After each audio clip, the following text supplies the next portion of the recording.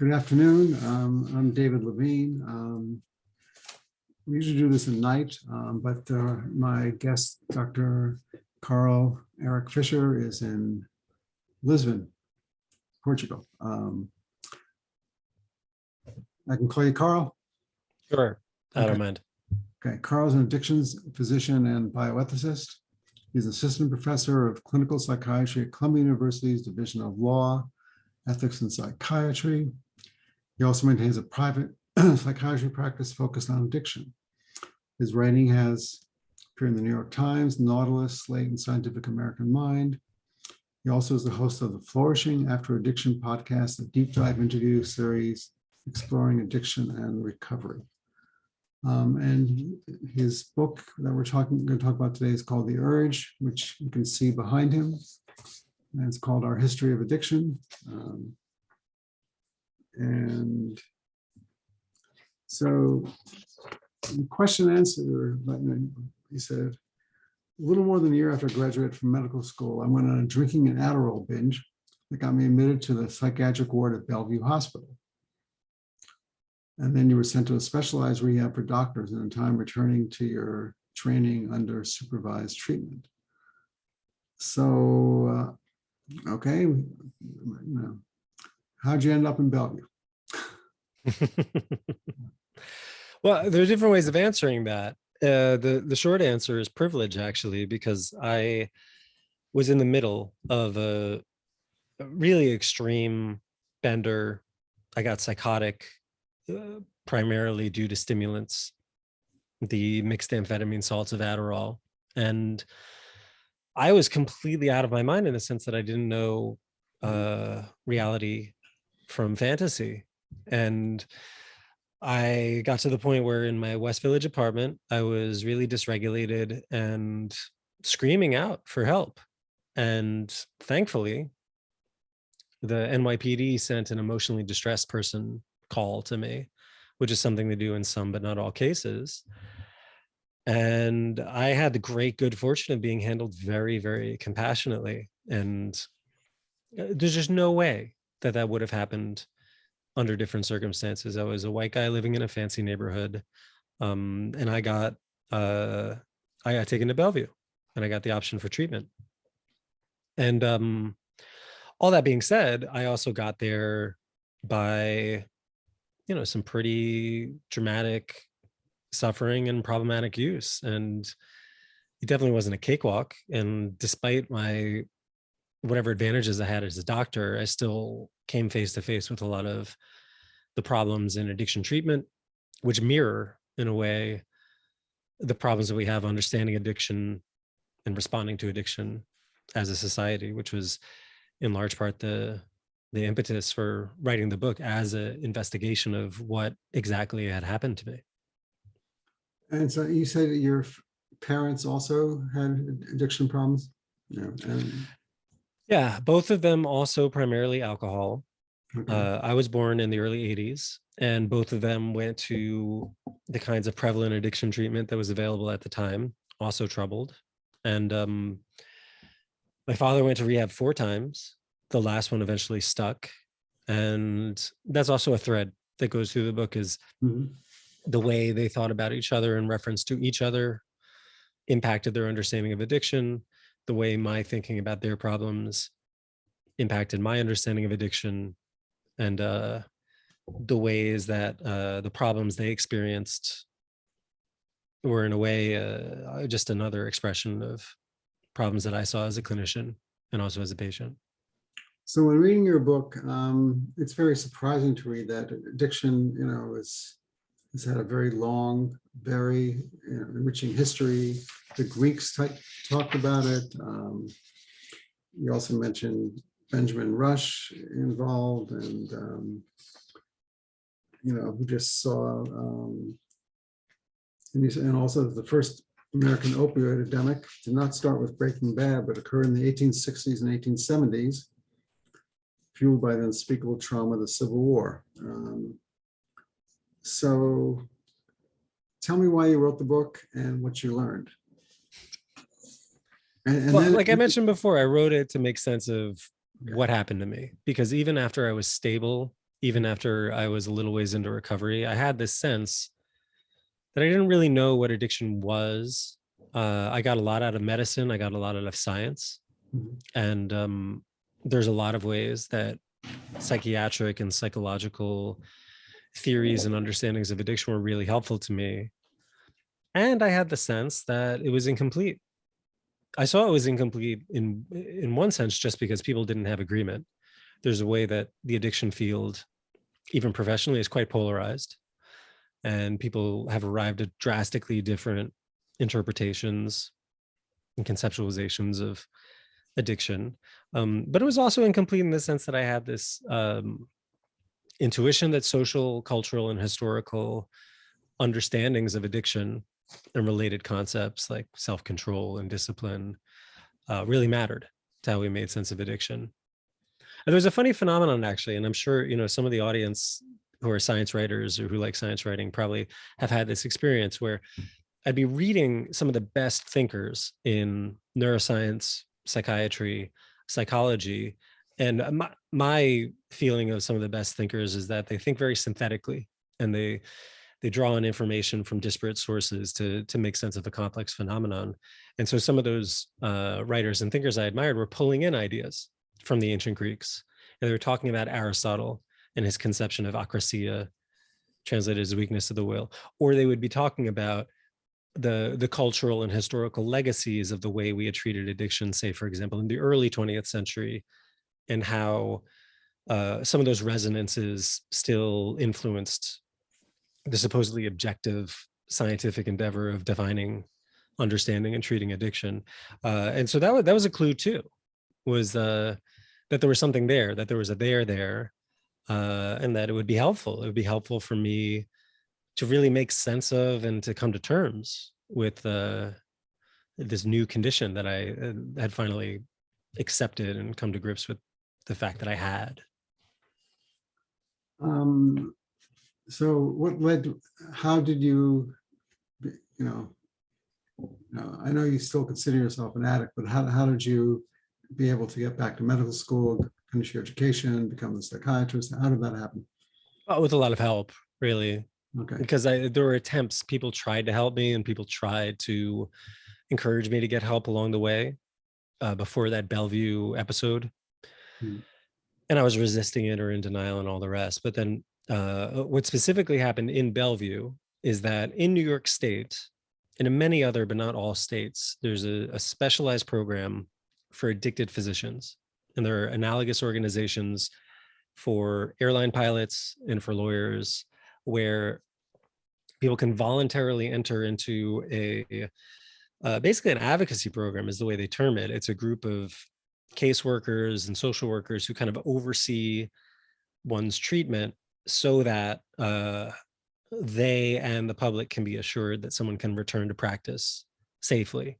So I enrolled in that program, the physician health program in New York. And then they said, okay, well, the next step is for you to go for an evaluation.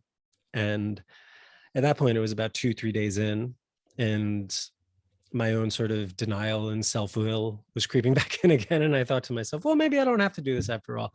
But by that point, I had already sort of come forward and voluntarily signed up for the program. And they said, well, hey, listen, now that you have contacted us and told us that you have a problem with addiction that you want our help with, you need to follow through, or otherwise we're obligated to tell the state medical board, which is perfectly reasonable in retrospect, but at the time felt like an intense and awful level of coercion. So I went. And so long story short, and there's more about this, and we could touch upon this if there's interest, but I went to a specialized rehab for doctors.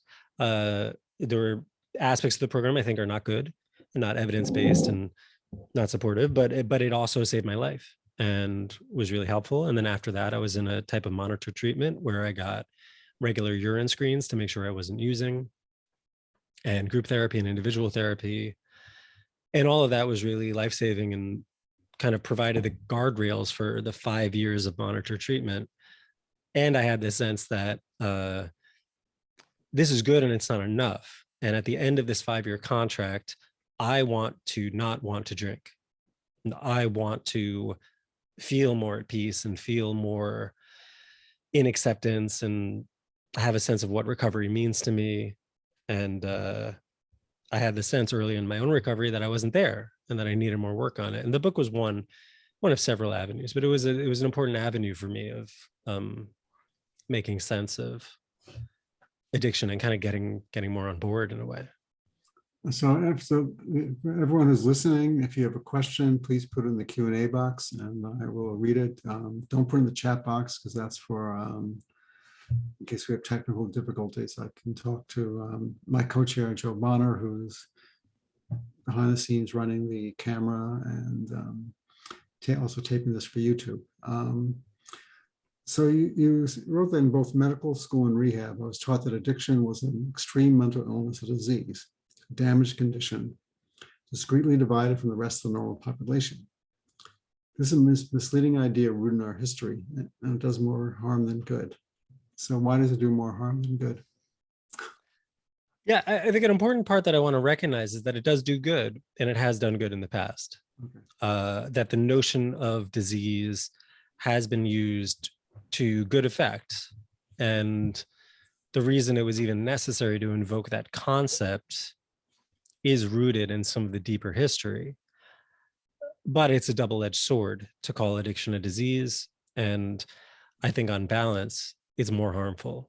We have some psychological evidence on this. And I wouldn't say it's a settled scientific fact because sociological and psychological evidence is always a little squirrely, but there's pretty solid evidence that ascribing biological explanations or a sort of binary disease, not disease idea to addiction can increase pessimism, and it can increase stigma, and it can increase a sense of social distance. And that, in fact, is the way it's been used in the past. The notion of disease has been used, again, in a positive way to bring hope to suffering people and to advocate for insurance coverage and to advocate for hospitals to treat addiction, which they did not do as recently as the early to mid 20th century. But the notion of addiction as a disease has also been used as a weapon to say that people with addiction are broken, that they're irredeemable, that they're fated in a way. And that threat actually goes back well before the recent times. It goes back to, it would certainly trace it back to the gin craze, which is the early 18th century, like 1720s, 1730s. So if I have a goal, I think it can be a little, there's a lot of I mentioned before, there's a lot of polarized thinking in the field of addiction. And I would hate to play into that polarization by saying it is a disease, it isn't a disease. And I just want to make clear, that's not my point. I just don't think it's very useful to say it is a disease or it isn't a disease. I think just invoking the concept in the first place is misleading. And if there's anything about that concept and some of the other more complicated philosophical concepts in the book that I would like to do would be to use them as a prompt for a pause and a deeper investigation of what it is we're actually talking about when we say disease. So I'm going to read some of the questions. Does rehab work? It seems like a revolving door to temporarily remove problematic people from immediate sight, though the road to addiction can't be cut off in 28 days. No doubt long-term solutions vary widely across personalities, especially access to resources, but what are better models that we have now? Is there a movement towards these models, not just last stage, but to catch people early? Mm-hmm. It's a great question. It touches upon an enormous field of work that is only recently getting the attention it deserves. Mm-hmm. When you're asking, does rehab work? One angle is to say, does this model of acute care treatment work, where we send somebody away for 28 days and then they're thrown back to whatever their original environment was, and then in many cases just counted upon to do it themselves. Another way to ask that question is, does rehab work in the sense that, like, when somebody needs inpatient treatment, is that the right way to go about it? And so without getting too caught up in the weeds here, I would say through a number of historical accidents, we've gotten wedged into this acute care box where addiction is treated as if people can go away, experience a transformation, and then come back and reintegrate into society. And appropriately, there's more of a focus on what some researchers have called recovery-oriented systems of care. Mhm. And that's just jargon to say, rather than treatment as a time-limited circumstance, why don't we acknowledge that addiction is often a chronic condition and people need help and support for months, if not years. So, that is not just about addiction. Also, that has to do with the way our whole medical system treats mental health conditions, and the way that, especially in the United States, insurance payments have been narrowed and narrowed and narrowed. There have been attempts at parity, but they've been very difficult. So that's a really, really important aspect, is treating a chronic condition as if it's acute. We do the same thing with diabetes in a way, but arguably worse in the case of addiction, because the medical profession essentially abandoned the treatment of addiction in the earlier part of the 20th century. And we're still sort of fighting back against that legacy. Now, as for the second part of the question, insofar as some people do need to go to some sort of intensive inpatient treatment, how should we be treating them? That's a complicated one. And I certainly don't purport to have the answer for the best model for treatment. And I don't do that in the book. But what I can say is that we've been locked into a one-size-fits-all model for far too long. And what the research does clearly show is that there's a need for many paths to recovery. And again, that's largely a historical accident. It has to do with the history of the criminal legal system and its alliance with addiction treatment and recovery. And it has to do with stigma about addiction that goes back hundreds of years. I also want to talk about, I like history, and talk about Benjamin Rush, and one of our founding fathers, a doctor. He went to the Pennsylvania background, and he found whiskey and rum everywhere. Americans drank alcohol, not coffee, to wake up before work. Then for the 11th, which is 11 a.m. Then again in mid-afternoon before dinner and more, not to mention at meals themselves, as water was thought to be unhealthy. Rush returned to Pennsylvania and began calling habitual drunkenness a disease. But he was only arguing that the medicine could help in part, as he recognized that there were very social and economic policies were also central to the problem. And I remember watching in 60 Minutes, they talked about people from one of the Eastern European countries who came to Pennsylvania as a community. And they smoked and they drank, and their health outcomes were better than people who came individually, who had no community support. So, in a way, community support is important, and culture, but as you said, there's also a difference between, a wealthy man, or upper middle class, or a professional getting ill, and an HIV drug addict who gets ill. I remember the comedian Alan King said he's never heard of a poor man being hospitalized for exhaustion. So, so what do you think about the way different people are treated based on their socioeconomic status, their race? And I'm sure it's a very different experience, for someone who's, taken to Bellevue, who's, a Black 20-year-old, as opposed to you, who was a white doctor. Yeah. Well, it's a great tie-in to Rush, actually, because Benjamin Rush was deeply, deeply committed to access to care, access to mental health care. He played a pivotal role. And by the way, Stephen Fried's book on Rush is tremendous. And some of you might know Stephen Fried because he's also done mental health journalism. And I think if I remember right, Stephen Fried, he did the first major profile of Kay Redfield Jamison. But then also... I met her. I saw her speak. She was very interesting. Oh, she's great. She's really great. But it's a beautiful book, Stephen Fried's book on Rush, because it chronicles how, well, his whole life, he was deeply, deeply committed to social medicine. what we would call social medicine today, not just having a private practice or treating people individually, but paying attention to the broader social, economic, even political dimensions of health and disease. And he played a pivotal role, not only in establishing what is today the University of Pennsylvania, but also establishing a ward for people with mental illness, and playing a role in organized medicine and sort of making sure that medicine as a profession could come together to address and treat mental health problems. And we've lost that at various points over our history. Us as a country and us as a medical profession. And I mentioned this just glancingly before, but it was roughly 100 years ago that the medical profession abandoned its treatment of people with addiction. That's notable because in some discussions, people describe the time before 1900 as if it were the Dark Ages, that addiction used to be a moral condition, and then eventually people started treating it like a medical condition. And the reality is much more interesting. The reality is there were actually groups of physicians and other healthcare providers who were very interested in addiction through the 1850s, 60s, 70s.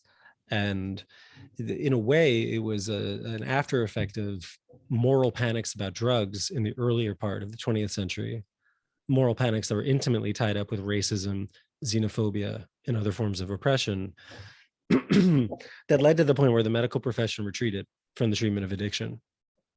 And by the point that when cocaine and opioids were essentially outlawed without a prescription around the time of the Harrison Act in the earlier part of the 20th century, the American Medical Association was basically pronouncing that it could not treat opiate addiction. That was more a vice than it was a medical problem. And I profile early members of Alcoholics Anonymous who, before the Fellowship of Alcoholics Anonymous was formed, even though they had every possible privilege and social connection in Manhattan and Brooklyn, could not access care. It was really difficult for people to get treatment.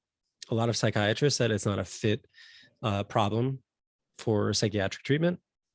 And there were these sort of like niche treatment facilities that attempted to provide treatment for people with alcohol addiction and other addictions. But by and large, it was a wasteland. And I think that effort to provide a two-tiered addiction treatment system has over and over again come back to harm everyone. That at various other points in history, we tried to deploy addiction in a flexible way where it's used to invoke compassion and care for some folks, but then it's used as a weapon against other folks. And that was certainly happening in the 1900s, 1910s, et cetera. It was certainly happening in the 1980s. It's certainly happening today. But what that does is it entrenches the structural stigma where addiction is treated as some sort of separate condition, and the care of everyone with addiction is ultimately harmed as a result. All right, so I have a question. You mentioned that the rehab you went had some deficient aspects because it wasn't evidence-based. You also mentioned the book being skeptical of IVT therapy, and I'd like you to explain that because it's not evidence-based, that it ended up being very powerful for you. Did your research in those experiences change your sense of the role of evidence-based practice versus other ways of developing treatment modalities? That's a great question. So thanks for that. The rehab I went to had some harmful practices, and I think that you could identify that they were harmful with and without evidence. So I don't think that, well, let me put it this way. There are certainly practices that are being used today, and I think IFT is probably one of them, but that's more of a guess than it is some sort of scientific conclusion, that don't have the evidence behind them yet to say that it's useful, but through practitioners and participants' experience, have some intuition that they could be useful. What is IFT therapy? Oh, yeah, sure. So IFT, I describe in the book, let me just back up a second. I describe in the book that later on in my recovery, my mother had a terminal cancer diagnosis, and then I was pretty stable in recovery. I thought I had my recovery community. I had a lot of other strengths and supports. I was a few years on, but then I felt myself really struggling with just feeling solid and stable in terms of my general mental health. I was having a lot of problems with anger. Anger felt like it was an addiction for me. I was lashing out at people in my life, and I needed more help and support. So I went to get therapy. And the way I did was I went to somebody I trusted and I said, "Hey, please, can you hook me up with someone? Can you make a recommendation?" She sent me to somebody who practices what's called internal family systems therapy, which is, the people who do IFT would say that it's evidence-based because at one point it was listed in certain evidence-based directories, and it does have some studies. The originator, Richard Schwartz, is a Harvard professor. So it's not totally like out in left field woo-woo, but it doesn't have anywhere near the same evidence base as, say, for example, cognitive behavioral therapy or acceptance and commitment therapy, or some of these other therapies that really have like volumes and volumes of scientific evidence behind them. And IFT has people basically do inner child work where you talk to different parts of yourself on the couch or otherwise. And I describe how if my professors and my mentors at Columbia would only see me now, like I had this sort of status based idea that because I was a fancy student that went to an Ivy League medical school and residency, I should be going to the gold standard top flight thing. And I wasn't. I just manifestly wasn't. And that was a case where the sort of interpersonal wisdom of just connecting with trusted people who I saw to be flourishing in their lives, I thought led me in a good direction. Now, so like the question was about, okay, so that's a good experience and it's not necessarily evidence-based. So why do you knock rehab for not being evidence-based? I think in one of the problems that I outlined with my rehab experience is that there were some people, not everyone, but there were some people who use very harshly confrontational methods. And I trace in the book how those methods of harsh confrontation actually have their roots in what I was mentioning about the American medical profession, not really treating addiction, but also there's one particular cult called Synanon that through a series of historical accidents turned out to dominate addiction treatment in the late 60s and early 70s, and giving rise to this very odd and amorphous phenomenon today called therapeutic communities. Nowadays, there are some therapeutic communities that are like pretty decent and do a good job. And there are some that dress up their clients in diapers and make them wear a sign around their neck saying, "I'm stupid, help me to wake up," or have people dig their own graves as a way of dig their own like supposed graves or like possible graves to highlight the fact that your drug use will lead you to an early grave one day. And we have evidence. I mean, that's evidence based in the sense that or my criticism of those practices, evidence based in the sense that we have evidence that kind of harsh confrontation is harmful. So nobody made me dress up in a diaper or wear a sign around my neck, just to be clear, but there's some pretty, I think, outdated methods being used. And I think I had it good. Again, I got to go to this professionally vetted specialized rehab for doctors. On balance, it was actually pretty good.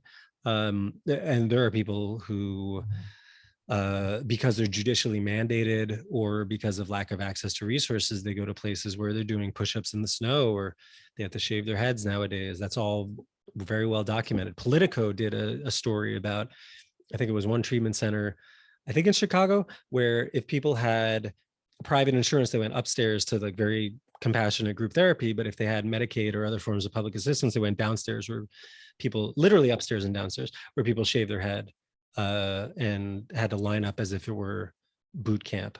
So, all of that is to say, like, when there's a reasonable element of care and compassion and thoughtfulness about the kind of care that we're giving to people with addiction, then fine, sure. I think there's room, there's room to be a little more thoughtful about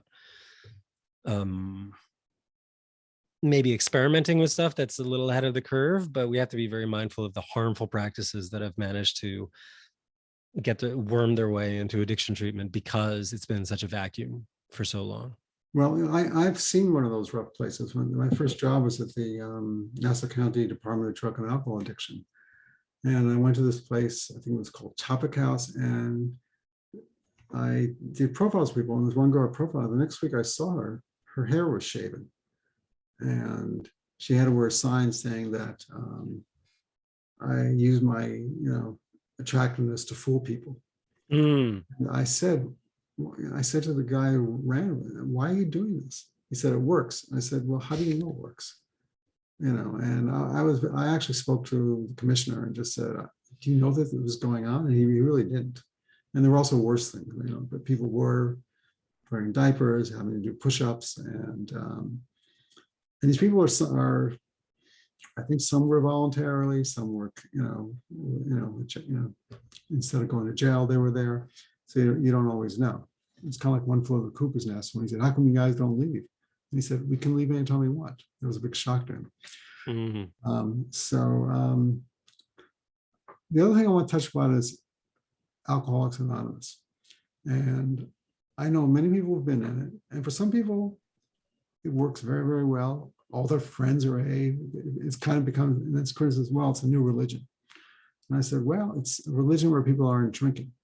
And I also said there's the Maharishi University in Iowa, and where people learn to meditate. It's for meditators. And when they first opened up, there was tremendous opposition to it. But then the community saw these people didn't drink, they didn't do drugs, they didn't have loud parties because they were meditators. And they kind of liked it. So what do you think of the AA approach?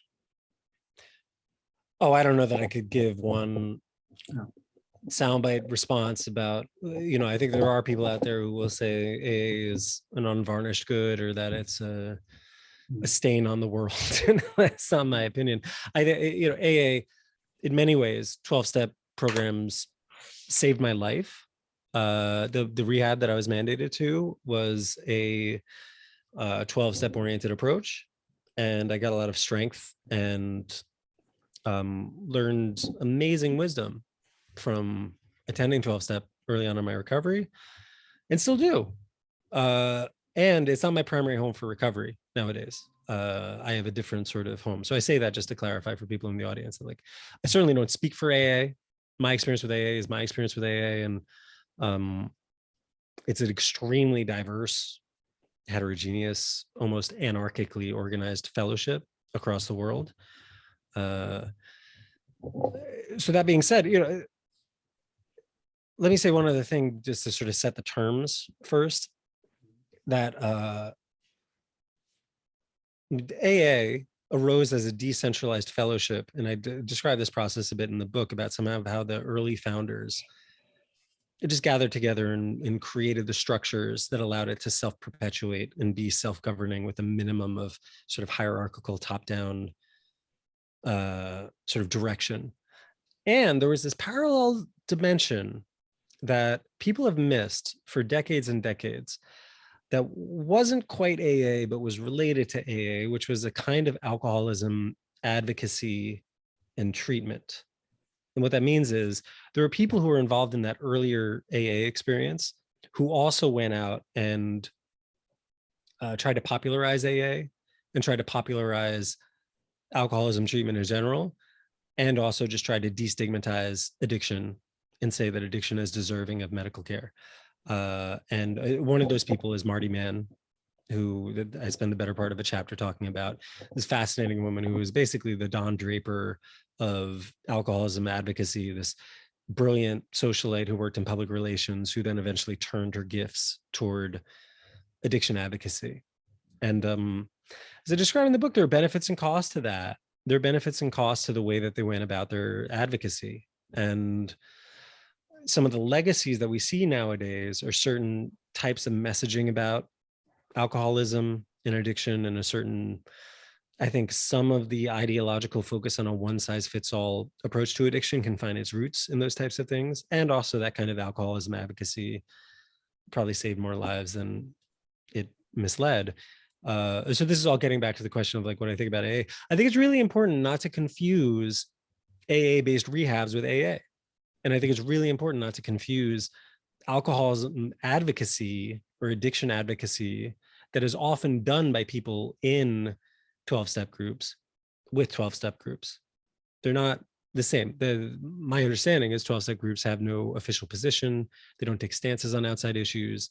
They don't advocate. But then people who are in 12-step recovery then go out and do advocacy. So that's all in the way of like setting the stage at the population and the policy level, because I do talk about that a fair bit. And I think it's a really important distinction.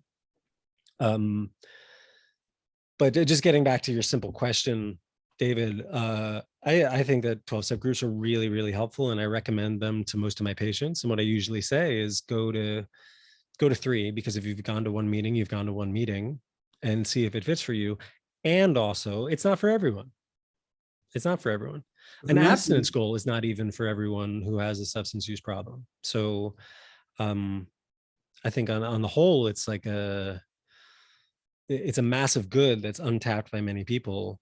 And also we have to be wary of saying it's the only road to recovery, because there are examples of, say, people in the 1980s in the midst of a big recovery boom who said, if you don't go to AA, when you leave my rehab, I guarantee that you'll relapse and die. And that's preposterous. Like, that's really harmful messaging. So one thing so I have a friend who is in AA, and she said, I saw Elton John at one of my meetings, which is how the movie starts. You know, he dresses, he's in a chicken suit and just goes to the meeting. And I said, isn't it supposed to be anonymous? Why are you telling me this? But what do you think of the idea of maybe it's time not to be so anonymous? I mean, it shouldn't be such a stigma. Yeah. You know? I mean, this is sort of an inside baseball thing. I had some paragraphs on this that were eventually cut from the book, but there's this long debate about how public people would be about A, their status as someone with addiction, and B, their participation or membership in groups like 12-step groups. And it starts with Marty Mann, that woman I mentioned earlier, who went out there and said, I've been saved from alcoholism, and I know that there's a path to freedom, et cetera, et cetera. And she was quite bold in the way she identified herself, which in a way was a major contributor to 12-step groups creating a set of traditions that say our members should always be anonymous. And nobody should get on a media interview and say, you know, AA saved my life, because what if you then relapse and then everyone thinks, well, AA is a crock because this guy didn't stay sober? Or what if, even more importantly, at a sort of personal level, what if somebody gets attached to the fame or to the external validation, and then that like leads them astray on their spiritual path? But in the 1980s, I mentioned there's this boom of recovery, which was in many ways catalyzed by Betty Ford, who at the end of the 1970s entered treatment and then came out as public in her recovery. She was really notable for a lot of reasons, aside from the fact that she was the former first lady. She had a history of pills with sedatives, which were a big deal around that time. And also she didn't have as dramatic of a problem with addiction. And so she was held up as a model of how addiction could strike anybody, and that people could be a quote unquote high functioning person with addiction. And also that she entered treatment through an intervention, which was a relatively new phenomenon at that time, which has a sort of interesting and storied history. And in that recovery boom, there was a lot of debate about this exact question, about how public to be, in what way people should be public. There was a writer, I think her name is Nan Robertson, who wrote a book called Getting Better. Yeah. She herself was in recovery in the 1980s. And she went to Lois Wilson, the wife of Bill Wilson, one of the founders of AA. And she describes this in the foreword of her book. And she says, hey, listen, I'm thinking about writing this book, but I don't know about this anonymity thing. Like, maybe I shouldn't be public about it. And Lois said, hey, listen, it's basically 40 years since the creation of the fellowship. We've come a long way. We need this book. And a lot of people in recovery, I think, share that view, as is evidenced by many, many, many, not just memoirists, but also recovery advocates who have come forward in recovery. And also there are people who really think that nobody should go forward as saying publicly, I'm an alcoholic, let alone I go to 12-step meetings. The last thing I'll say though is that I interviewed Brian Hampton, who's a addiction recovery advocate who was active in the Purdue Pharma Sackler case, and before that was in the Clinton White House before he had his own problems with addiction, and is just a really savvy policy advocate for people with addiction. And I asked him, what do you think is the number one most important thing for people to do to help change the world of addiction treatment and recovery for the better? And I thought he would say something like organize to vote, or write to your congress people, or create grassroots fellowships, or da da da da. And what he actually said was, if you are able to do it safely and you're in addiction recovery, then go out and talk about it. Because what we need the most is a grassroots change in consciousness around how we view addiction and recovery. And that was really striking to me, because I think there's some truth to that it's really important for people with addiction histories to share their stories, to change the face, to change the public perception of addiction. Well, I mean, Betty Ford also went public about having breast cancer, and that led to more women getting screened and saving lives. Katie Couric had a colonoscopy on television, and the New England Journal of Medicine did an article about the Katie Couric effect because it led to a lot more colonoscopies. Mm-hmm. So, sometimes celebrities going forward about it. But I see on Facebook every day, people said, this is my 15th anniversary of recovery. And they're very proud of it. And they get, and everyone says, oh, great, like, a million likes, thumbs up and stuff. And I don't see anything wrong with that particularly. No, I don't either. I think that there are cautions for a reason. I think it is important that people don't necessarily, I think that it's important that people are careful to be clear that they're not speaking for any recovery tradition. Right. And I think for me personally, it's important to be mindful of this notion of what is the purpose? What is the intention? Is the intention to speak honestly and authentically about addiction and recovery in a way that's helpful? In my case, a big part of the reason I chose to tell my story was actually to disclose my bias, because I didn't want to be seen as if I were pronouncing on addiction or saying the way everyone should look at addiction, or to act as if I had the definitive understanding of addiction. This is one man's personal story and one man's investigation into the history of addiction. And I think that addiction is deeply, deeply personal and deeply, deeply dependent on the interacting social and cultural factors that inform its understanding. So yeah, I think it can be useful. I think it can be really useful for people to come forward about that. So any other questions from the audience? I want to encourage people to, because sometimes there's a rush at the last minute where people kind of right now, yes. So please, if you have questions, put them in the Q&A box and we'll read them and answer them. So, okay, I'll let people read them, and I'll ask, another question. So we talked yesterday about the craft of writing. How long did it take you to write this book? How'd you get an agent? That kind of stuff. Yeah, I'd be happy to talk about that. By one measure, it took me 10 years, because I really started looking in earnest at the history of addiction and recovery very, very early in my own addiction recovery. And it was really important to me to make sense of what had happened to me in the ways I just described earlier on. And so that was really serious. I mean, I was writing, I had the sense that I might write about it one day. And so I was writing down passages, not even like memoir passages, but just my own recollection of the events so that I could make sense of what had happened. Because, I mean, let's not forget, for a good portion of that time during my episode, I was psychotic. And so there was an element of just sort of like unspooling that thread and making sense of what had happened to me, literally making sense of what happened to me. And then as I researched more and more, I had the sense that the book I wanted to read wasn't out there. And so I really got a lot of strength and direction out of the notion of writing the book that I myself wanted to read.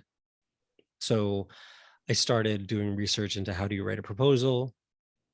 how do books ever get published anyway? Because I didn't have a lot of folks in my life who were doing that. I joined this great group at Columbia that we talked about earlier, New Write, Mhm. NEUWRIT, Yeah, I which is know. essentially a writing group of both writers and scientists.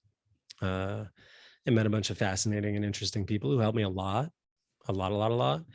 And through that experience, I learned how to pitch, and I learned what a nut graph is, and how to write short form pieces, and did a few smaller things. And all the while I was working on a book proposal. I just bought a book that says how to write a book proposal, and I started writing a book proposal, and it was in a very, very rough draft form. And then eventually I wrote a piece that got enough attention that a couple of agents reached out to me and said, "Hey, have you ever thought about writing a book?" And in my case, it was just a piece about willpower and the scientific study of willpower. And they said, "Hey, have you thought about writing a book about willpower?" And I said, "No, I want to write about a book about addiction, and here's why." And then I shared that with them, and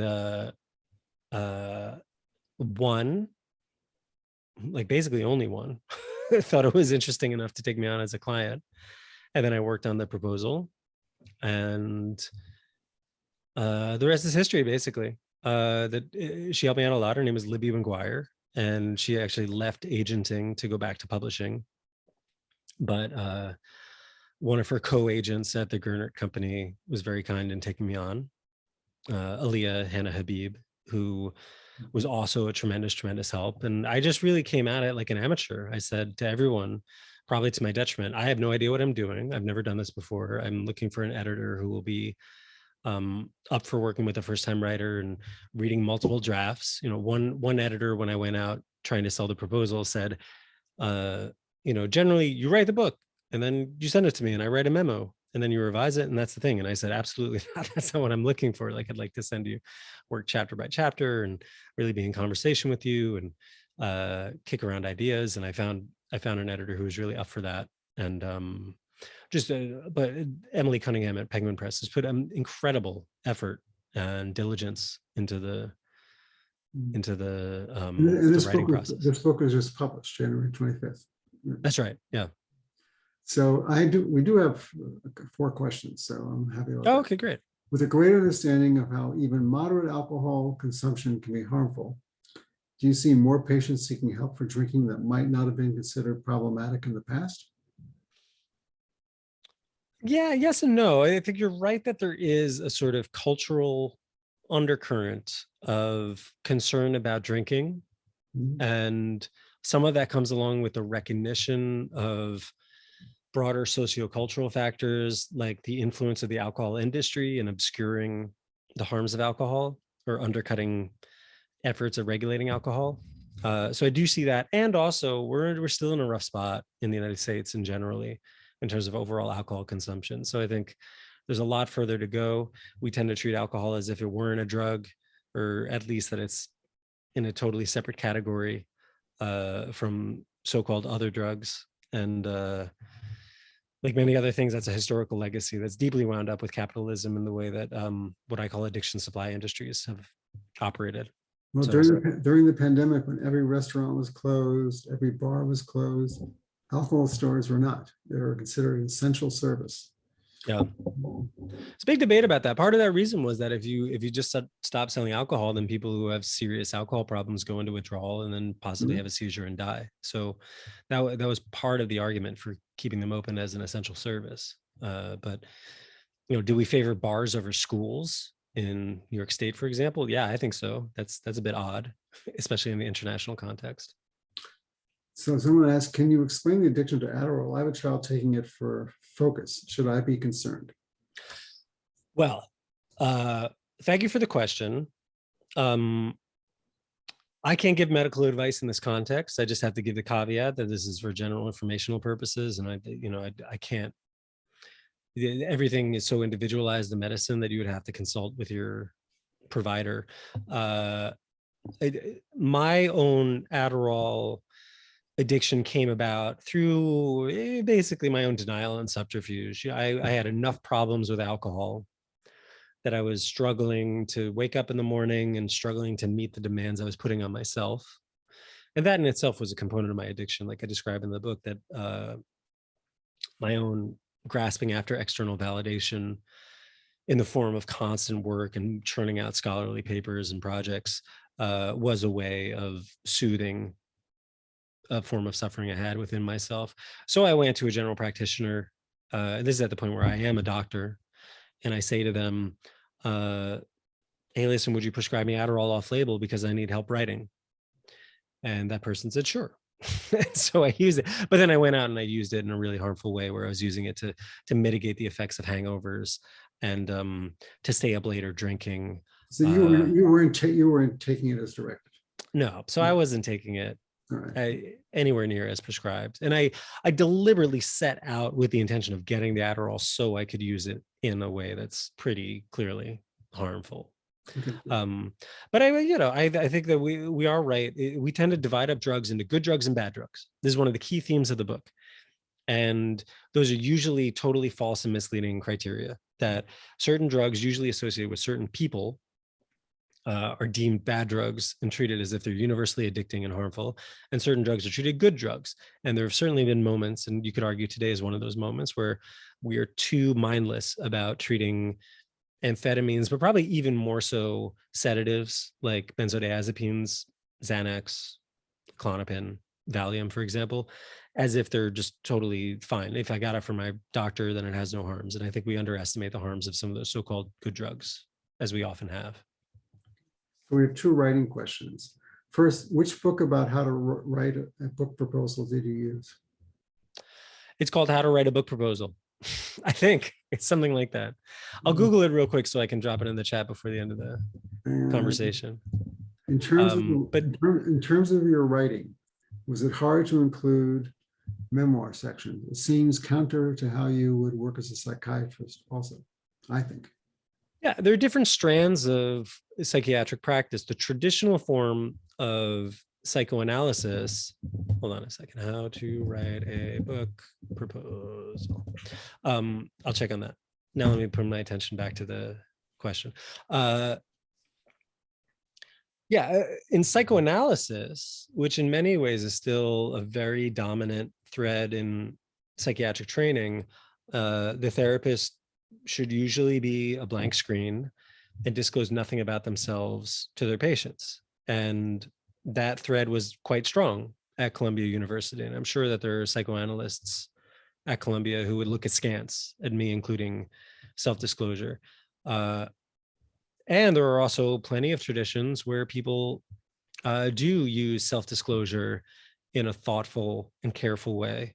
Again, being cautious that their intention is to help the patient, or in my case, that it's helpful in a broader sense. And one of the best examples is acceptance and commitment therapy. I mentioned before, a powerfully evidence-based, really high quality treatment nowadays. And the creator of ACT, Stephen Hayes, has been very open about his struggles with panic disorder, and I think often to very good effect. And there are other branches of psychotherapy nowadays where self-disclosure is used more. And I think even I'm not an expert on psychoanalysis, but there are even strands of psychoanalysis where people are open to using more self-disclosure. So I think it's a reasonable question. And I think it's a really important question for clinicians to think about. What is the purpose of my self-disclosure? I'll plug Mark Epstein's book too. So Mark Epstein, a Buddhist psychiatrist, has a really great book called The Zen of Therapy that just came out, where he talks about his own thought process and how to include himself in psychotherapy sessions, including talking about his own Buddhist religious practices. So I think it's a really important question, but the notion that no psychiatrist should ever disclose anything to their patients, I think is outdated. I think there's room for it if it's done carefully and thoughtfully, and with a sense of putting the patients first. I just want to add about, if you're interested in publishing, I've done 2 interviews with Susan Shapiro, who teaches about how to get published. And if you go to our website, swiny.org, you can see those interviews I did with her, where she has editors and other people, but she herself talked about how to get published and how to get an agent, how to, all these things. So the final question is, okay. We lost Dr. Fisher's camera. Yeah, I'm still here. Can you hear me? Oh, Yeah, maybe I hit a button. I dropped there you are. Okay. the book I read, which is useful. How to Write a Book Proposal by Michael Larson. Okay. So stigma and addiction is still an issue, although it feels like addiction is really just one of our very human behaviors. How do you feel about the increased awareness of mental health and illness these days? Moving to recognize we all have struggles and how this may be used to help people with addictions, whether substance or behavioral. Okay, Thank you for that, because that's a key Yeah. argument that I make in the book. And it's a deeply important message for myself that I believe addiction is universal. I think that addiction exists in all of us. What I mean by that is that there are extreme cases of addiction like my own, where people have a fellowship of being part of a common struggle. And at the same time, what goes awry in people with addiction are vulnerabilities and processes that are universal. Things like the universal struggle with choice and self-control. And that's part of the reason why I went to the history, is looking at people like Aristotle or the Buddha or the Christian theologian St. Augustine, to try to make sense of how they struggled with those types of questions about the universality of addiction in a philosophical sense. So I think that it's really useful in a lot of ways that nowadays people are talking about mental health as more of a spectrum condition. I don't know, it may be an oversimplification to say it's either categorical or spectrum. But the notion that addiction is a very real, very human behavior, I think, I mean, I'm deeply committed to that. I spend a lot of pages in the book trying to make the case for that, that if we can recognize the way that there's addiction in all of us, and how it's just one manifestation of something like a more universal human suffering, it's a route to more care, it's a route to more compassion, and a route to tearing down the polarized binaries that I think have done a lot more harm than good over time. Okay, so you also have, just briefly, you also have a podcast. That's right, yeah. And where is that podcast? It's on my website. It's called Flourishing After Addiction. Okay. My website is the best place to find both information about the book and about the podcast and other writings. And the podcast is it's a series of deep dive interviews with people on various topics related to addiction recovery. So, for example, the most recent one was with John Kelly, who is the first endowed professor of addiction medicine at Harvard. And he runs an institute called the Recovery Research Institute, where he talks about some of the concepts that we talked about right at the very beginning of this conversation, about many different pathways to recovery and how we can study the process of recovery beyond just problems and their acute resolution. So if you're on this call because you're curious about addiction recovery, I encourage you to check it out, and would love to hear what you think. Okay, so next week, the 16th, I'm going to interview Dr. David Oshinsky, who won the Pulitzer Prize. So something for you to keep writing the next book. And he's a medical historian. He's going to talk about the parallels between the polio vaccine and the COVID-19 vaccine. And believe it or not, there was a great backlash against the polio vaccine. And Jonas Salk, of course, didn't copyright it. He went to the White House. It was hailed as one of the greatest things in the world. And then there was this manufacturing problem in California, and everyone who got the vaccine got polio. So that started some of the mistrusts of vaccines. Anyways, I want to thank Dr. Fisher. Where can people get your book? Anywhere books are sold, but if you go to my website, carlerikfisher.com, I have a few links to different major retailers and such. So I'll pop it in the chat. And Okay. Thanks so much. Thanks for the great questions and for taking time out of your day to come talk about this subject. It's been really great to be here. And thank you, David, for having me.